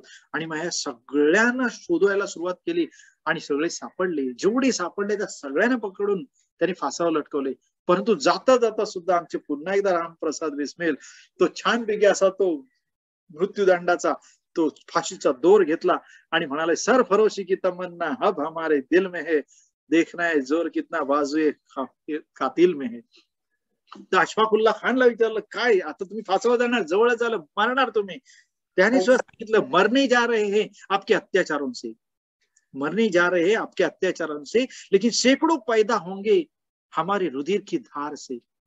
म्हणजे जरी आम्ही मेलो तरी आमच्या रक्ताच्या थेंबा थेंबात आणखी क्रांतिकारक तयार होतील, वाढ बघा फक्त थोडीशी. अशी माणसं स्वातंत्र्यानंतर सुद्धा तयार होणार. प्रत्येक जोपर्यंत आमचा देश आहे तोपर्यंत आम्ही असेच क्रांतिकारक बनत जाणार, हे त्यांना म्हणायचं होतं. बाळांनो, खरं झालं काय हे बघूया ना. 24 सालामध्ये हे संघटना स्थापन झाली, 25 मध्ये काकोरी काढ झाला आणि सगळे क्रांतिकारक फासावर गेले. अरे, यांनी तर सांगितलं असे शेकडो पैदा होणार आहेत, रक्ताच्या थेंबा थेंबात कुठे होत आहेत. उलट झालं, ब्रिटिशांचे अत्याचार वाढले, क्रांतिकारक संपलेच जमक आणि सगळ्यांना फासावर. हजारो लोकांना यांनी फासावर लटकवलं. हजारो लोक तिकडे अंदमानात गेले. प्रश्नच पडला, काय करायचं, काय होणार आता. आणि तेवढ्यात एवढंच नाही, ब्रिटिशांच्या अत्याचाराची परिसीमा म्हणजे आमचे सगळ्यात मोठे नेते लाला लजपतराय. लाला लजपतराय यांच्या छातीवरती दंडुके मारून त्यांना ठार मारलं ब्रिटिशांनी. एवढ्या मोठ्या वयोवृद्ध माणसाला, बरं ते काही कुठे बंदुका झाडत नव्हते, परंतु त्यांना केवळ निषेध केला म्हणून सायमन कमिशनला त्यांना दंडुके आणि छाती फोडून टाकले. अक्षरशः त्यांना ठार मारण्यात आलं. आणि ते मेल्यानंतर मात्र चित्तरंजन दास यांची पत्नी त्यांच्या त्या स्मशानामध्ये तिथे होती.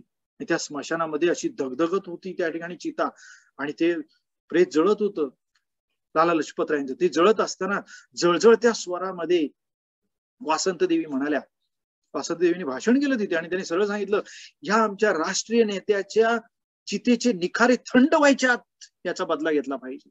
ब्रिटिशांना दाखवून दिलं पाहिजे की तुम्ही हे केलं ना, आम्ही स्वस्त बसणार नाही. मग काय, पिसाळे ना, सगळेच चौताळे ना, वेडेपिशे झाले ना, सगळे क्रांतिकारक परत तयार झाले. आणि या सगळ्यांनी मिळून ठरवलं आता बदला घ्यायचा.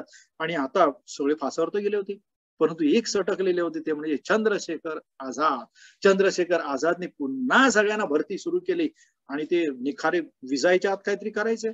आणि म्हणून पुन्हा सगळे भगतसिंग, राजगुरू, सुखदेव, बटुकेश्वर दत्त आणि सगळ्या मंडळींची मिळून एक भली मोठी संघटना भर दिल्लीमध्ये फिरोजशाह कोटला मैदानावरती एक मोठी संघटना स्थापन केली. तिला नाव दिलं हिंदुस्तान सोशलिस्ट रिपब्लिकन असोसिएशन. आणि या असोसिएशन मध्ये ही एकापेक्षा एक तरुण मंडळी, तडफदार मंडळी पुन्हा मरणासाठी तयार झाले. आता बदला घ्यायचा होता. लालाजीना मारला, आमच्या लाला लजपतरायांना, एवढ्या मोठ्या राष्ट्रीय नेत्याला, आणि आपण स्वस्त बसायचं कदापि नाही. संधीची वाट बघत होते. आणि तुम्हाला ठाऊक आहे बाळांनो, हे जे तरुण जायचे ना, तिथे शर्यत लागलेली असायची, स्पर्धा लागलेली असायची. कसली माहितीये, मरणाची. मला पहिलं काम द्या, मला पहिलं मरायचंय देशासाठी. परंतु असंच नाही मरणार.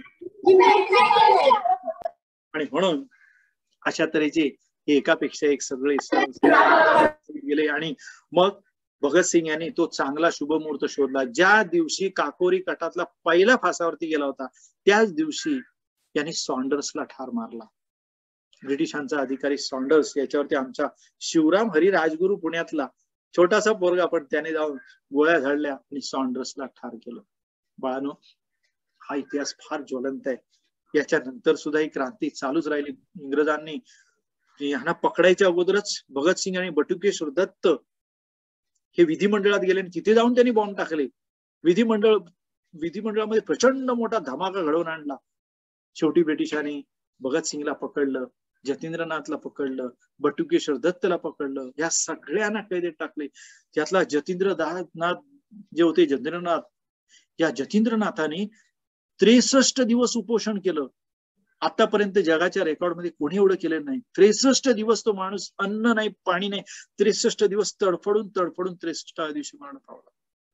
ब्रिटिशांनी कोणालाही न सांगता नकळतपणे भगतसिंग, राजगुरू, सुखदेव यांना गपचूप लाहोरच्या तुरुंगामध्ये फासावर लटकवले. बाळानो, फार मोठे क्रांतिकारकांचं योगदान आहे. मला तुमच्याशी बोलायला खूप आवडेल आणि तुम्ही बाळानो ह्या सगळ्या क्रांतिकारकांची माहिती नक्की मिळवा. शेवटचा याच्यातला आणखीन क्रांतिकारक, शेवटचे आणि अखेरचे फार महत्वाचे. शेवटचे म्हणजे आपल्या पाठातील शेवटचे. क्रांती थांबत नसते, ती कायम चालू असते आणि ती अजूनही आपल्याला आता स्वराज्य मिळालं, आता सुराज्यासाठी क्रांती करायची. तर शेवटचे म्हणजे सूर्यसेन. पाहणं, सूर्यसेन शिक्षक होते, परंतु त्यांनी असे विद्यार्थी घडवले बंगालमध्ये. या सूर्यसेनाने सूर्यासारखे तळपले. या सूर्यसेनाने चमत्कारच केला होता. त्यांच्या बरोबर जो राहायचा ना, तो क्रांतिकारकच बनायचा. काय चमत्कार आहे! हा माणूस ज्यांच्याशी बोलायचा, ज्यांच्याशी वावरायचा, ज्यांच्याशी भाषण द्यायचा, ते सगळे क्रांतिकारक बनायचे. आणि पुऱ्या 1930 मध्ये अख्खं बंगाल क्रांतिकारकांनी भारून गेलं आणि भरून गेलं. याच्यामध्ये लहान लहान मुली पण. पहिला क्रांतिकारक असा की याच्यामध्ये पुरुषांपेक्षा स्त्रियांची संख्या जास्त. सगळ्या छोट्या छोट्या मुलींपासून सगळ्या स्त्रियांची पथकं तयार झाली क्रांतिकारकांची. प्रीतिलता वड्डेदार, त्यानंतर कल्पना दत्त, या स्त्रिया. आणि या सगळ्यांनी मिळून चितगाव नावाच्या ठिकाणी, या चितगाववरती भरपूर शस्त्र आलेत समजली होती. या सगळ्यांनी मिळून धाड टाकली आणि सगळी शस्त्र पळवली आणि सगळी आपल्या ताब्यात घेतली. ब्रिटिशांनी हल्ले केले. त्याच्यामध्ये त्या प्रीतिलता वड्डेदार यांनी स्वतःवर गोळी झाडून घेतली, त्या मरण पावल्या. कल्पना दत्त यांना जन्मठेप झाली. हे इतकं काही पोचलं होतं घराघरामध्ये क्रांती, की सुनीती चौधरी, वीणा दास या ज्या आहेत, त्यानंतर शांती घोष, या मुली होत्या शाळेतल्या, पण त्यांनी सुद्धा या क्रांतीमध्ये झोकून काम केलं. कलेक्टरला ठार मारलं, पदवी देत असताना त्या गव्हर्नरलाच ठार मारलं. एवढं जबरदस्त काम या सगळ्यांनी केलं. आणि त्यामुळे ब्रिटिश समजून गेले की आमचा गव्हर्नर पण सुरक्षित नाही, आमचा कलेक्टर सुरक्षित नाही, आमचा कोणीच माणूस सुरक्षित नाही. म्हणजे एवढी दहशत, एवढा दरारा या क्रांतिकारकांनी तयार केला होता. सूर्यसेन नुसते येतायत समजले ना बाळांनो, तरी ते सगळं परिसर दणाणून जायचा सूर्यसेनांच्या स्वागतासाठी. आणि अशा वेळेस सूर्यसेनांना पकडण्यात आलं. त्यांना एकदा नाही 9-10 वेळा पकडलं होतं, पण आता मात्र त्यांना चांगलंच पकडलं. आणि पकडल्यानंतर त्यांना या बंगालमध्ये तुरुंगामध्ये आणण्यात आलं. तुरुंगामध्ये आणल्यानंतर बाप रे, लोकांना फक्त समजलं सूर्यसेन येत आहेत, काय झालं असेल. पूर्ण तुरुंगामध्ये एकच आवाज सुरू झाला, जबरदस्त इन्कलाब जिंदाबाद, क्रांती चिरायू आणि सूर्यसेन स्वागत. आणि हे एवढं मोठं दणाणून गेलं की दिवस रात्र कोणी आवाज थांबेच ना. शेवटी या सूर्यसेनांना फासावर जायचं ठरवलं, लवकरात लवकर, नाही ते शांत नाही होणार. ते फासावर जायला सुद्धा तडफडत होते, अक्षरशः फणफणत होते. आणि त्यासाठी त्यांना विष घालण्यात आलं आणि विषारी अवस्थेत ते तडफडत असताना तसेच फासावर लटकवले. आणि त्या बाळांनो बंगालच्या उपसागरात बुडवून टाकण्यात आलं. क्रांतिकारक संपवण्यासाठी ब्रिटिशांनी काय काय नाही केलं, परंतु आमची लोक शांत नव्हते. आमचा उधम सिंग, बाळांनो ह्याचं नाव तुम्ही नक्की पहा इतिहासात. उधम सिंग, त्याने बघितलं जालियनवाला बाग हत्याकांडामध्ये तुम्ही आमच्या 400 लोकांना ठार मारलं. अहो, त्याने आमचा पंजाब सोडला, आमचा भारत सोडला आणि आमचे उधम सिंग इंग्लंडमध्ये जाऊन राहिले आणि पाठलाग केला त्या ओडवायरचा. कोण तो ओडवायर? आमच्या जालियनवाला बागेमध्ये हजारो लोकांना ठार मारतो, निशस्त्र लोकांना, शांतिकारिक नेत्यांना. आणि म्हणून त्या ओडवायरला मारण्यासाठी आमचा क्रांतिकारक तिथे पोहोचला. कोण? सरदार उधम सिंग. त्याला ते पावलं नाही, एवढा अत्याचार होऊन आपण सहन कसं करायचं असं येऊन त्याने त्या ओडवायर तिकडे मोठं भाषण देत होता की भारतामध्ये मी असं मोठं काम करून ठेवलंय की याच्या पुढे क्रांतिकारक तयारच होणार नाही. तेव्हा आमचा ओडवायरच्या समोर उभा असलेला सरदार उधम सिंग उभा राहिला आणि त्याने सांगितलं, तुम्ही तसं काम केलंय, मी आता काय काम करतोय पहा. तुमच्याच देशात, तुमच्याच राजधानीत भरल्या सभेत मी तुला गोळ्या घालणार. त्याने ओडवायरला ठार मारलं आणि सांगितलं, बदला घेतला मी जालियनवाला बाग हत्याकांडाचा. बाळांनो, खूप आहे. हे फक्त एक छोटीशी झलक समजा. तुम्हाला हे सगळं वाचायचंय, खूप समजून घ्यायचंय. आवडलं असेल ना तर नक्की या प्रश्नांची उत्तर द्या. बघूया आता तुम्हाला किती समजले ते. द्याल उत्तर? आवडेल तुम्हाला? हो सर. चला बघूया तर. आपण आता शिकत आहोत. आता 2-4 प्रश्न. मला माहितीये तुम्हाला उशीर झालाय, तुम्हाला जायचं देखील आहे. शाळा असेल आता कदाचित काही जणांची, बरोबर की नाही? परंतु आपण आता पाहूया. हे आपण पाहिलं राजा महेंद्र प्रताप. त्यानंतर आपण पाहत आहोत हे पाहिले आपण काकोरी गटातले रामप्रसाद बिस्मिल, सरफरोशी की तमन्ना, राजेंद्रनाथ लहेरी आणि अशफाकुल्ला खान. आपण पाहिले हिंदुस्तान सोशलिस्ट रिपब्लिकन असोसिएशन आणि हिंदुस्तान सोशलिस्ट रिपब्लिकन आर्मीच तयार केली होती. आणि आर्मी म्हणजे सैन्य. हे पहा, चंद्रशेखर आझाद, नावाचा आझाद. आणि हे बटुकेश्वर दत्त ज्याने असेंब्लीमध्ये बॉम्ब टाकला. स्वातंत्र्यापर्यंत हे 43 सालापर्यंत होते. आणि हे जतेंद्रनाथ, बरोबर की नाही, हे आमचे सूर्यसेन. हा म्हणजे क्रांतीचा सूर्यच होता. तर ह्या आमच्या कल्पना दत्त, प्रीतिलता वड्डेदार, या तरुण मुली ह्या देखील बाळांना या क्रांतिकारक कार्यामध्ये होत्या. आणि आपण बघणार, जर तुम्हाला हा धडा आवडला असेल, जर आवडला नाही म्हणणार, तुमच्या जर मनात रिचला असेल, पचला असेल आणि तुम्हाला जर खरोखर वाटलं असेल की आपल्याला यातून खूप काही शिकायला मिळालं, तर बघूया मी काय शिकला. पहिला प्रश्न, क्रांतिकारकांच्या कार्यामधून तुम्हाला कोणती प्रेरणा मिळाली? चला बोला, बघूया कोण उत्तर देतो. या क्रांतिकारक कधी हार मानायची नाही. अरे वा, पहिलाच, व्हेरी गुड. कोणतीच कधीच हार मानायची नाही. दुसरं बोला. देशासाठी काहीतरी करायचं, देशासाठी प्राणार्पण करण्याची सुद्धा तयारी व्हायची. अरे वा, आपली आई आहे. सत्याच्या मार्गाने चालायचं, सत्याची विजय होतोच. सत्याचा हा विजय होत असतो. त्यामुळे सत्याच्या पुढे कधी हार मानायची नाही, लढत राहायचं. पुढे अजून. आणि सर, अत्याचार कधी सहन करून घ्यायचं. अरे वा, कधी कोणाचे अत्याचार. एकाच एकाने छान बोलताय, मला ऐकायला खूप आवडतं आणि सगळ्यांना आवडेल की अत्याचार कधी कुणाचाही असो, अत्याचार कधी सहन करायचा नाही. अजून. सर, कोणी कोणापेक्षा श्रेष्ठ नाही आणि कोणी कोणापेक्षा कनिष्ठ नाही. सगळे आपण, हा बरोबर, ते ब्रिटिश असले म्हणून काय आले, सगळे मानव आहेत, सगळे समान असतात, बरोबर की नाही? आपण सारे समान आहोत, बरोबर. कोणी श्रेष्ठ कनिष्ठ नाही. बोला आणखीन काय, बोला. किती छान. सर्व धर्म समभाव. सर्व धर्म समभाव. आपण सारे बरोबर. या क्रांतिकारकांना केवळ देश स्वतंत्र करायचा नव्हता, तर कामगारांचं, शेतकऱ्यांचं राज्य स्थापन करायचं होतं आमच्या भगतसिंगांना. म्हणजे आम्ही सगळं समान आहोत. अजून काय समजलं या क्रांती? तर एखाद्या गोष्टीची आपण जर जिद्द धरली तर आपण ते साध्य करू शकतो, फक्त प्रयत्न करायचे, जिद्द असली पाहिजे. अरे हे एवढे क्रांतिकारक छोटे होते तसे, बरोबर, छोट्या गावांमधून आले, परंतु जिद्द केवढी आहे हेही शिकलात. अजून काय शिकलात? बोला. किती बोलताय छान छान. चला लास्ट आता एक कोणतरी बोला. हा बोला, देशप्रेमाबद्दल काय बोलाल? काय शिकलात देशप्रेमाबद्दल? देशभक्ती, देशप्रेम. बोला बोला पटकन. हा, तर समाजसेवा हीच ईश्वर सेवा. समाजसेवा, देशसेवा, देशप्रेम हीच खरी ईश्वर सेवा आहे. फार सुंदर वाक्य. आता दुसरा प्रश्न बघूया. आपल्या प्राणांपेक्षाही अधिक आपल्या देशावर प्रेम करणाऱ्या क्रांतिकारकांच्या विषयी अधिक माहिती तुम्ही कोणत्या प्रकारे मिळवाल? बघा मी काय म्हणते. मी तुम्हाला ऐका पहिला, ऐका ना. हा, मी तुम्हाला माहिती सांगितली, पुस्तकातून माहिती मिळेल, इंटरनेट वरून मिळेल, अजून शिक्षकांकडून, वेगवेगळ्या शिक्षकांकडून माहिती मिळेल, व्याख्यानं असतात वेगवेगळी, अजून कुठून आपल्या आजी आजोबांकडून माहिती मिळेल. बरोबर आहे. अजून कुठून माहिती मिळेल?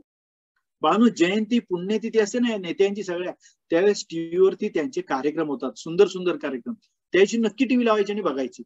सुंदर सुंदर कार्यक्रम त्यांचे, छानपैकी अशा कथा दाखवतात, सगळी माहिती देतात, बरोबर नाही?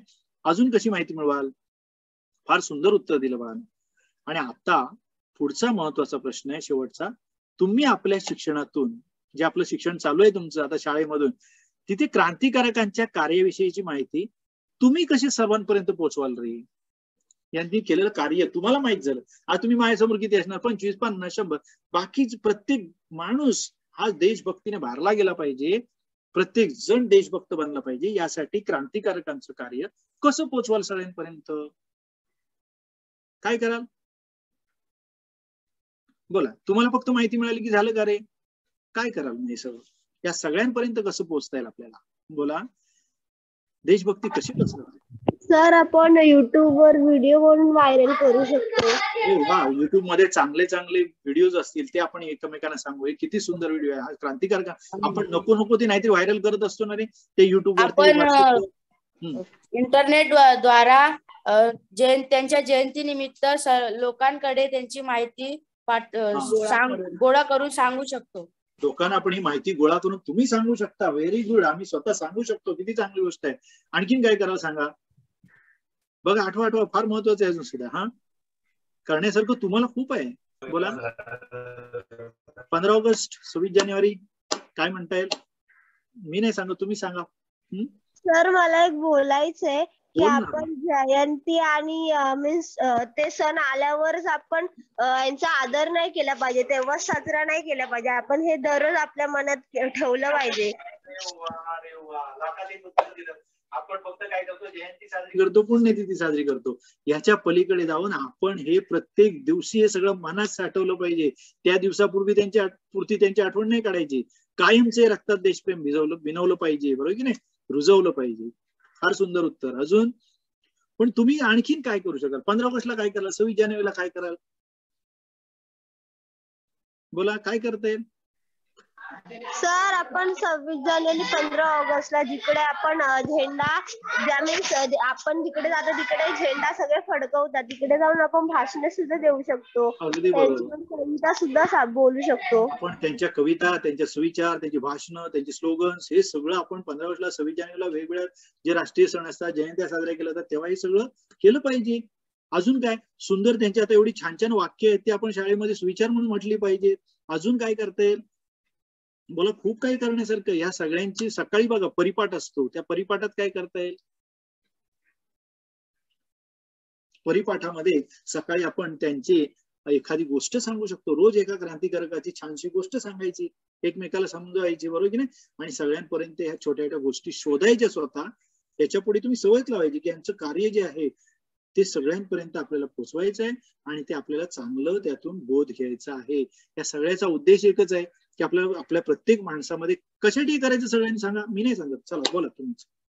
का बरं हे करायचं सगळं? कशासाठी? बोला. हे असं का करायचं? यांचं कार्य का पसरवायचं सगळीकडे? बोला. शेवटचा प्रश्न. चला. हॅलो. हे क्रांतीचं कार्य सगळीकडे का पसरवायचं आपण क्रांतिकारकांचं? याच्यातून आपल्याला काय मिळवायचं? याच्यातून उद्देश एकच आहे की आपल्याला सगळीकडे. सर, मी सांगू? हा, बोल बाळा. कारण आपल्याला सगळ्यांना हे सांगायचंय की स्वातंत्र्य मिळवण्यासाठी त्यांनी किती मेहनत केला आणि आपल्या म्हणजे त्याने किती मेहनत केला त्याचा आपल्याला म्हणजे हे दुरुपयोग नाही करायचा. दुरुपयोग आपल्याला नाही करायचा. किती चांगलं उत्तर. त्याने अक्षरशः मरण पत्करलं, हालाल मरण यातना पत्करल्या. आपण निदान त्याचा दुरुपयोग तरी नाही करायचा. आपण या देशाचं भलं करायचं, राष्ट्रप्रेम ठेवायचं, समाजसेवा करायची. या सगळ्यासाठी आपण हे सगळं करायचंय. बरोबर की नाही? आपल्या देशाबद्दल आदर प्रेम तयार झालं पाहिजे. आपल्या राष्ट्रध्वजाबद्दल, राष्ट्रगीताबद्दल, आपल्या देशाबद्दल, घटनेबद्दल, सगळ्याबद्दल यासाठी हे सगळं करायचं. बरोबर आहे? आवडला धडा तुम्हाला सगळ्यांना? नक्की आवडला? नक्की लक्षात ठेवणार सगळं? आता इथं ज्यांनी कोणी हा पाठ आता पाहिला नाही त्या सगळ्यांना असाच्या असा तुम्ही शिकवून टाका. आता माझ्यापेक्षा तुम्ही चांगले शिकवाल असं मला वाटतं. ठीक आहे? बरं, आता शेवटचं पहा पाठ. भारताच्या, तुम्हाला हा घरचा अभ्यास आहे.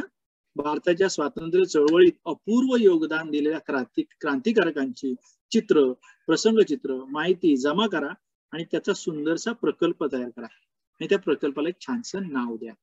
समजलंय? करणार सगळे? सगळ्यांना बेस्ट ऑफ लक देऊ. Okay, all the best. Best of luck. तुम्ही सगळे आलात, छानपैकी ऐकलत आणि एवढं छानपैकी उत्तर महत्वाची दिली. धन्यवाद. बर, ठीक आहे. ठेवू मी आता? थांबू इथे. खूप खूप शुभेच्छा. सर्वांना खूप शुभेच्छा आणि मला खात्री आहे की तुमच्यामध्ये देखील अशीच राष्ट्रभक्ती राष्ट्रप्रेम सतत जागे राहो अशी शुभेच्छा देऊन मी इथे थांबतो. बाय.